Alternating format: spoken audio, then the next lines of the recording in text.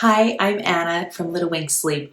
I'm excited to have you in our daily tips today. Today is number 1, and for the next 60 days, we are going to give you daily tips. So what do I have on the agenda today?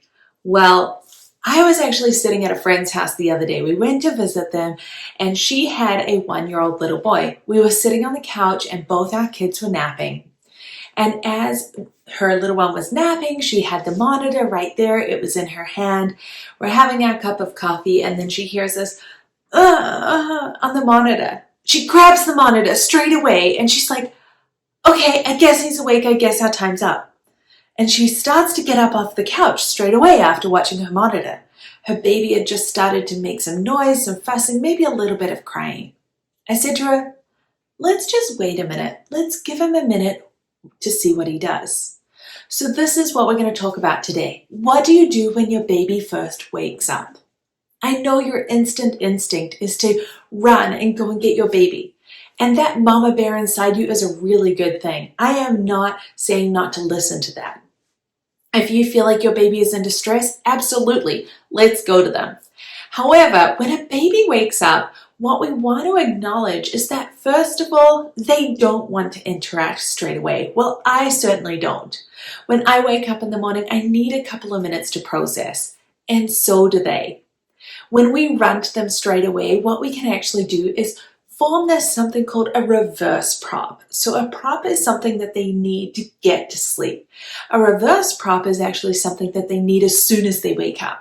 So if we are there to pick them up and rock them as soon as they wake up, their expectation is as soon as I wake up, something's wrong if I'm not getting rocked straight away. Or if I feed straight away, or if I wake up while I'm feeding, something's wrong. Now, the first stage of sleep is drowsiness. So because that first stage of sleep is drowsiness, babies are going to expect that whenever they're drowsy, that same thing happens again. As they come up out of sleep cycles, and sleep cycles are generally about 45 minutes long, they're going to be a little bit drowsy. So we want to make sure that they are given ample time and opportunity to go back to sleep so they're feeling comfortable and safe in their crib. Otherwise, we're telling them that something is wrong. So when you hear them, first of all, let's listen. What are they saying to us right away? Now this friend, I said, let's wait a minute. Let's watch the monitor together and listen to see what he's doing.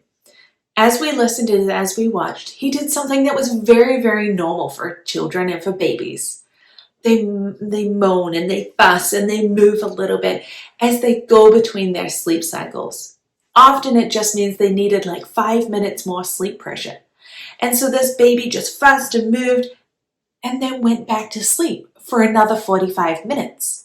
This baby wasn't in ultimate distress. He was just kind of writhing around and making noise. And that is him leading himself through transitioning those sleep cycles.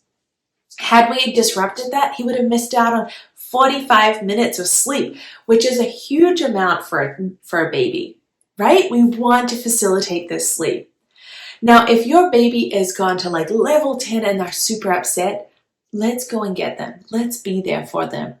If you're worried and you're not sure what's happening with your baby, even standing there with them can help. Rub their back, just be with them for a minute.